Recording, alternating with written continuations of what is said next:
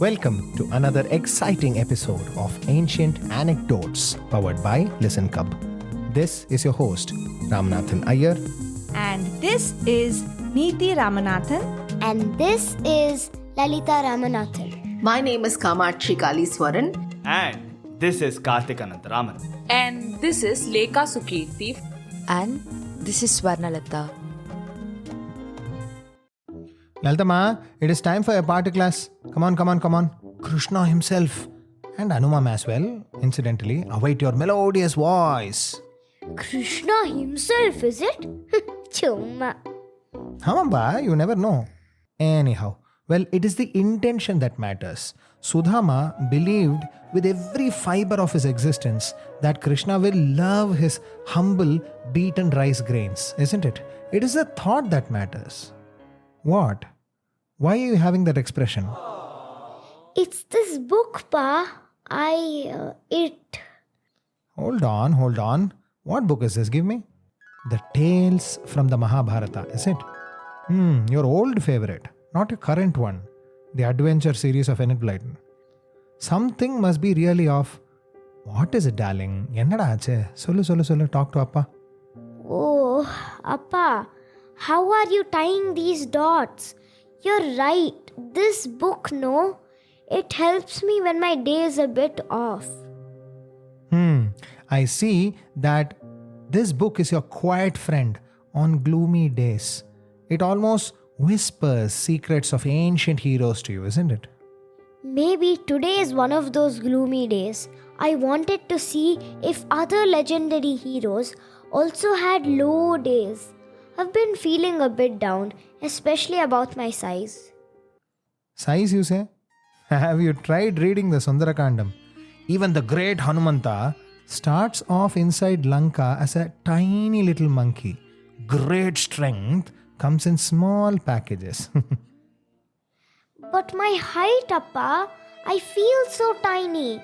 When Arav tries to block, at least a finger is able to block these throws. Even if I hurl myself at the ball, I miss them. I feel like I'm trying to grab the wind during our dodgeball games. Dodgeball, is it? Don't hurl yourself then. See, as the ball is coming, gauge where the ball will be in some time and then raise your hands to block at that place. You are awesome at dodgeball. You're the world's best jumping jack ever. Appa, even if I'm just out of the bed and my hair is an unholy mess, you will say, "Oh, divine goddess," and everything. But I'm right, Papa. You are the best. You see, our lives have more than one use. Even if your height seems less for dodgeball, think that you're made this way to serve the world. Then your life will be so beautiful, like a melodious song. I know. Think yourself as Krishna's flute. Just as Kutti Krishna's flute enchanted everybody, if you think this way, your life can create magic. Abdi. There may be things that you do much better than anyone else, isn't it? You keep practicing that. And you will become good at whatever you're doing. Then you'll get better at everything. Yes. Come to think of it, I am able to draw better. I never thought of it that way.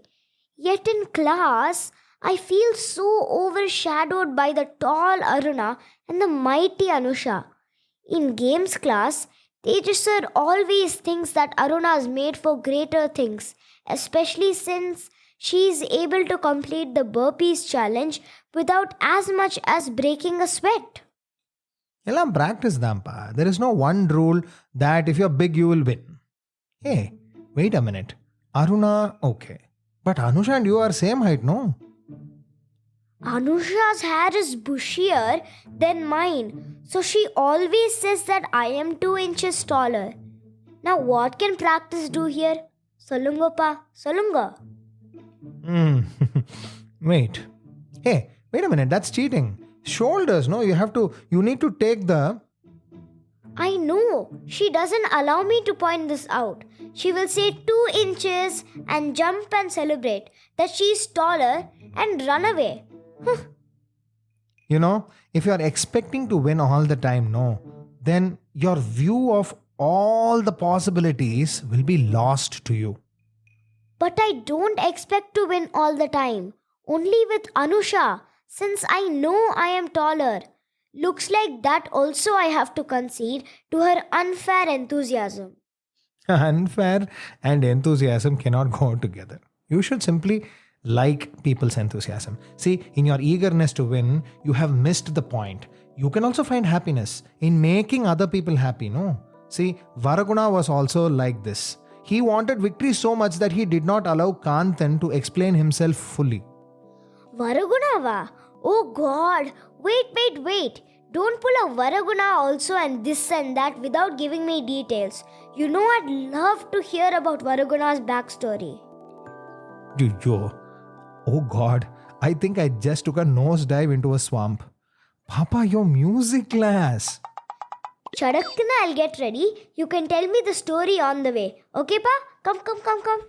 Oh God, not so fast. Lalitama, Appa's 39 da, Jakarta. Oh Narayana, whoa. The late afternoon sun, Uchikalam, still held sway over the Pandya kingdom, stretching shadows long and languid after their midday retreat. This Uchikalam, the day after the full moon, had particular significance for healing and spiritual practices, much like Shivaratri. The air, heavy with the promise of continued heat, hung still. In the rear section of the Madurai palace, natural elements converged in pleasant harmony. Sunlight filtered through ancient banyans, their roots reaching a small crystal clear stream fed by a hidden spring.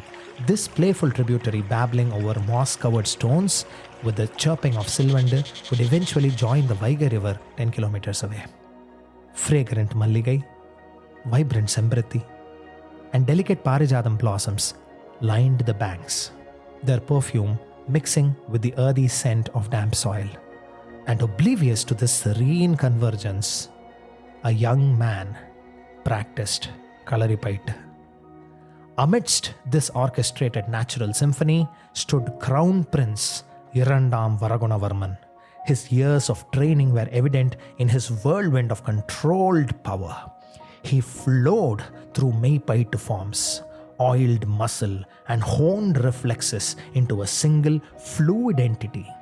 Each exaggerated swing of his hands seemed like an imaginary urumi, and each hold showcased his strength and agility, a panther's grace combined with a bull elephant's power. Sweat trickled through the santalum paste on his forehead, yet his eyes remained sharp, and his feet wove telltale patterns in the sand. The gentle equilibrium, perfumed with jasmine and damp earth, was suddenly interrupted by the sound of hurried footsteps. A palace guard, breathless and urgent, burst into the training area, skidding to a halt with wide, trepidatious eyes. Long live Prince Varaguna, the Senkoludayar, Maran Vallabarayar. Your father has returned from Kanchi campaign. He summons you immediately. Mid-stance, Varaguna froze, his arms slowly lowering. The disciplined focus of his piety was to him a prayer in motion. The focus yielded to a surge of joyful anticipation as smooth as honey. And honey it was. News of his father. He took a couple of deep breaths, centering himself once more, and a smile spreading on his lips. The messenger's name was Kaanthan. Kaanthan's underlying panic was lost on him, overshadowed by the prospect of reunion. Kanta, father is back. Excellent. Did he bring news of a great victory? Did those Pallavas finally kneel?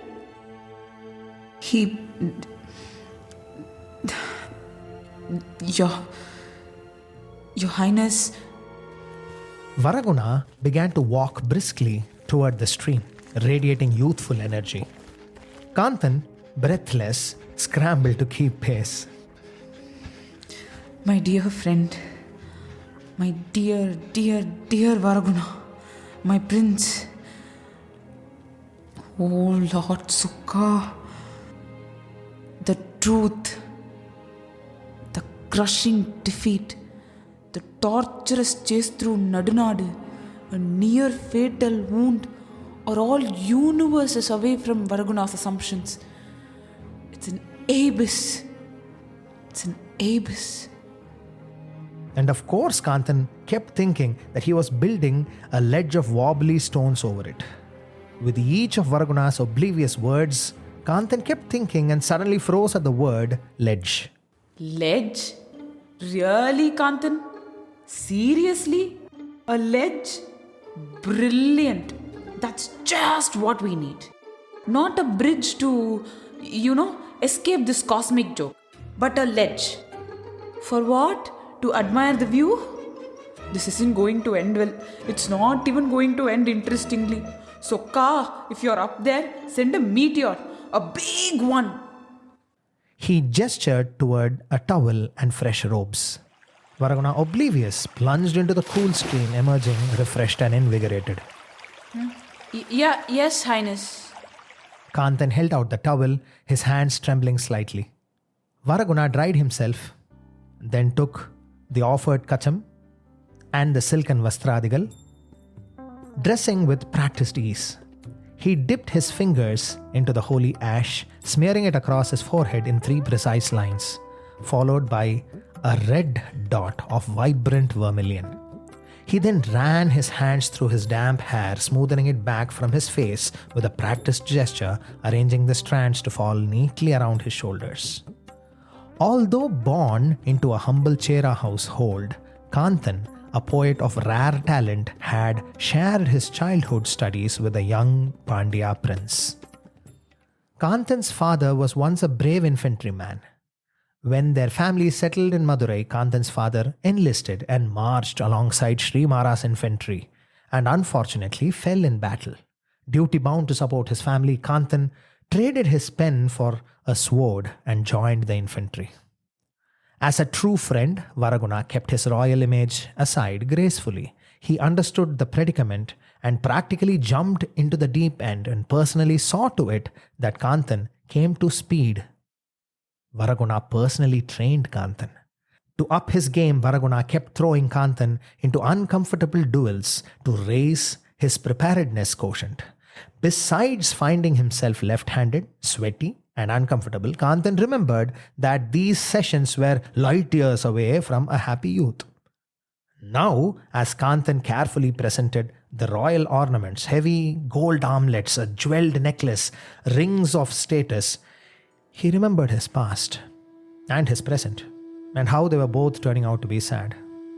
As he held out Varaguna's ceremonial sword, its hilt glittering with rubies and emeralds, an effortless verse came out of his mouth in a whisper. நீர் கேளா செய்தியின் வினையோ குற்றவன் செவிசேராய் கூறாமை நீர் குளித்த பின் நல்கிய occur வாழ் வாய்மை தோன்றாவிடின் அறுப்பது இவனையோ அவன் கனவையோ. If the prince doesn't hear the truth, will this blade take his life or his expectations? Kantha, நின் எழுதுகோல் வன்மை அறிவேன். புலவனை மரப்படைக்கு ஏற்றியது என் பெரும் பிழை என்றும் அறிவேன். ஆயினும் ஒன்று சொல், என்னே நின் முகவாட்டம்? பல்லவர் நம் வாயிற்கண் நின்றனரோ? மெய்யாகவே எந்தைக்கு அத்தனை அவசரமோ? அன்றேல் முந்தைய போல் எதிர்பாராத வாட்போருக்கு இழுத்து விடுவான் கொற்றவன் என அஞ்சுகிறாயா? Kantha, your skill with words is undeniable. Enrolling you with infantrymen, perhaps not my wisest hour. But why the solemn face? Tell me, why so serious? Tell me, why so serious? Are the Pallavans at our gates? Is father really in a terrible hurry? Or are you afraid I'll challenge you to a duel again? Relief washed over Kaanthan as he realized Varaguna had completely misunderstood the source of his anxiety, the potential wrath of the royal sword. But the reprieve was fleeting. The unanswered question hung in the air. Kaanthan swallowed hard, his voice a mere whisper. The king, he is most eager to see you, my prince. Kaanthan avoided Varaguna's gaze, his eyes darting around the courtyard as if searching for a window to escape. The omission of truth tasted like ash in his mouth. Another stone on the ledge.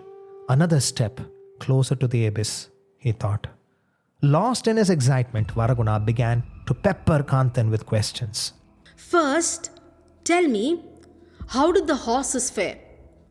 Did they endure the journey well? And what of Sangalian, a master marksman, and Athan, a valiant general? Cherian, leading the infantry, did they all return safely? Did we capture many elephants? Any news on prisoners? The Pandyas, in stark contrast to the allegiance to the Vedic traditions of the Cholas and the Pallavas, rose to power with a deep reverence for nature. Animals and nature held a higher place than even human life, a priority subtly revealed in Varaguna's order of questioning. Safety and well-being of the horses first, and then of warriors. Kaanthan's face drained of color with each unanswered question, the unspoken truth of Srimara's health, a suffocating weight. He was trapped, desperately piling evasion upon evasion, building a teetering edge, knowing that the fall was inevitable. But Varaguna kept walking around and kept speaking to Kaanthan. Kanta, make sure to have the royal physicians attend to them. They have performed their noble duty for Madurai, and we must ensure the best of treatment is offered to them. Father will not like it done any other way. The prince walked up and stopped in front of a large, ornate mirror. Well, speak up. You look as if the world rests on your shoulders. I know the twin fishes on the wall are dear to you, but you needn't just stand there gaping like a fish out of water. What news have you brought me? Varaguna meticulously adjusted his robes, a habit learnt from his father. Varaguna's reflection, a young man in the cusp of vitality, utterly unaware of Kaanthan's torment, stared back.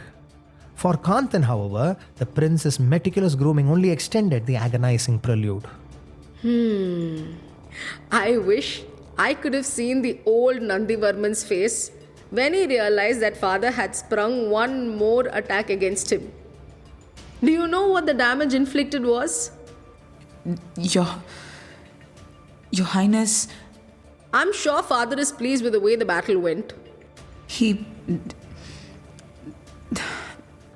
Kaanthan tried to swallow, but it felt like there were hard cashews in his throat. Time, however, continued to move on. Hey, did Atan Mama tell you how many of their fleets we sent back injured? I'm looking forward to listening to his account of the battlefront. I'm sure there's more than one hilarious tale to tell. Yes, Highness. Yes, Your Highness. Well, how do I look? Am I presentable enough to greet my victorious father? Yes, Highness. Varaguna gave a confident twirl, still smiling.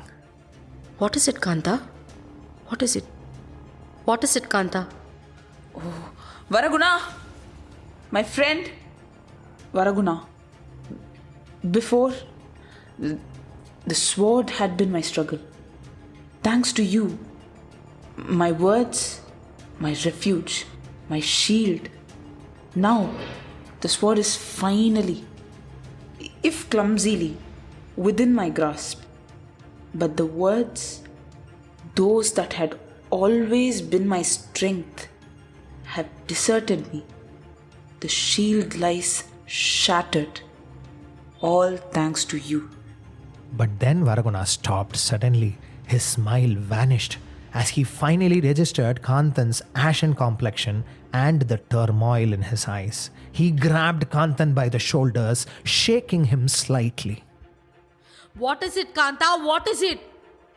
What aren't you telling me? Oh, Varaguna, my prince, your father, the king, he. Kaanthan couldn't bring himself to utter the full truth. The words were choked by fear and the weight of the impending revelation. Before Kaanthan could finish the sentence, a deafening sound shattered the relative quiet of the palace grounds. The massive, intricately carved doors of the royal chamber swung open with a resounding boom, echoing through the corridors. A royal announcement, amplified by the palace acoustics, blasted forth. The king Srimara Sri Vallabha, ruler of the Pandya kingdom, returns. Ko vanakkam seluttuvar melon, Irandam Varaguna Varman. Varaguna, forgetting Kaanthan entirely, stormed out of the training area and toward the open doors. His heart pounded with a mixture of anticipation and a growing sense of unease. And then he saw him, his father, but this was not the triumphant, strong figure he expected. Sri Mara Sri Vallabha, a king, the pride of Madurai. But this version of Sri Mara was slumped, his weight supported almost entirely by his general Attan. Attan's otherwise stoic face was etched with grief and exhaustion. Appa! Varaguna's cry ripped through the air. It was a sound of pure shock and disbelief. Varaguna's eyes, wide with horror, quickly scanned his father's form, taking in the blood-soaked bandages, the pallor of his skin, the lines of pain etched deep around his eyes, and also the entire contrast of his expectation falling on top of him like a load of bricks. The grievous wounds bespoke a brutal and desperate battle. Varaguna's expression flickered between anguish and fury as he rushed forward, dropping to a low kneel before his father. Appa! Varaguna's voice broke as he reached out for Sri Mara's hand. What have they done to you?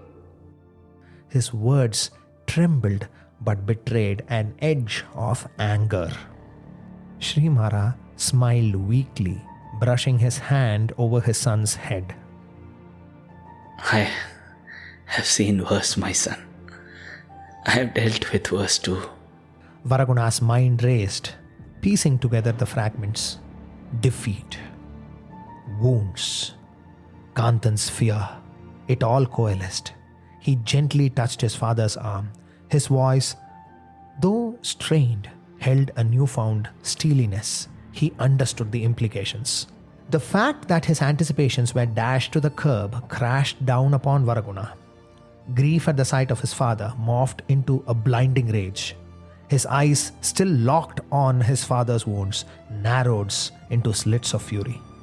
He slowly turned his head, his gaze like a predator fixing on his prey, and focused on the trembling Kaanthan. Kaanthan, for his part, stood rooted to the spot. His face was a mask of abject turmoil. Varaguna's voice, a low, guttural growl, barely controlled. You! The word hung in the air, thick with menace. Varaguna's hand almost unconsciously tightened around the hilt of his ceremonial sword. The rubies and the emeralds embedded in the hilt glinted ominously in the light, reflecting the fire in Varaguna's eyes. He took 2 deliberate steps toward the messenger, each footfall heavy with the weight of his fury. The movement was slow, deliberate, like a coiled cobra preparing to strike. Kaanthan cowered, shrinking back as if trying to make himself invisible. He instinctively raised his hands in a gesture of surrender. Varaguna probably understood that terror in Kaanthan's eyes and the true meaning of the lines Kaanthan had effortlessly crafted moments before. Just as Varaguna understood, a flicker of sanity returned, a tiny spark of reason in the inferno of his rage. He remembered his father's teaching, the importance of control, of justice, of not letting emotions cloud judgment. The battle with himself was a visible and monumental effort, but Varaguna managed to halt the movement, his knuckles white from the strain. But his voice was still tight with anger, his teeth clenched. Forcing words came out. Why? Why, Kantha? Why did you not tell me? Why did you not lead with the truth? Why did you let me prattle on about victories and spoils when my father, when the king lay bleeding? Each word was punctuated by a barely suppressed tremor of rage. Before Kaanthan could even stammer out a response, Srimara, despite his weakened state, intervened. His voice, though frail, carried an undeniable authority, a king's command that brooked no argument.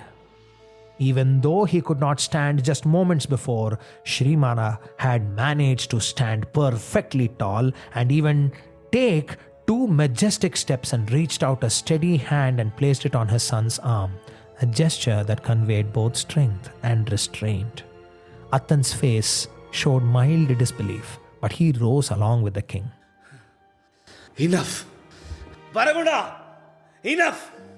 Suya urimai kaakkum sengolachi migunda Pandya nattavan Kaanthan. Kaanthan is a loyal servant. He did what he thought was best. He was trying to spare you to deliver the news in his own way. Allow an old friend his freedom. Allow a poet the freedom of expression. Will Srimara's voice manage to calm Varaguna's fury, or will it fuel the fire? What impact did the king's words truly have on Varaguna? What dangerous choice will Varaguna make next? And what of Vadavoorar? Why hasn't he appeared yet? Could his presence still change the course of events? Is this tale the one we have heard before, or is there something entirely unexpected unfolding? What dark secrets and thrilling twists lie just beyond the horizon? Hear it first on Ancient Anecdotes. On your favorite podcast streaming providers. Tune in for a brand new episode.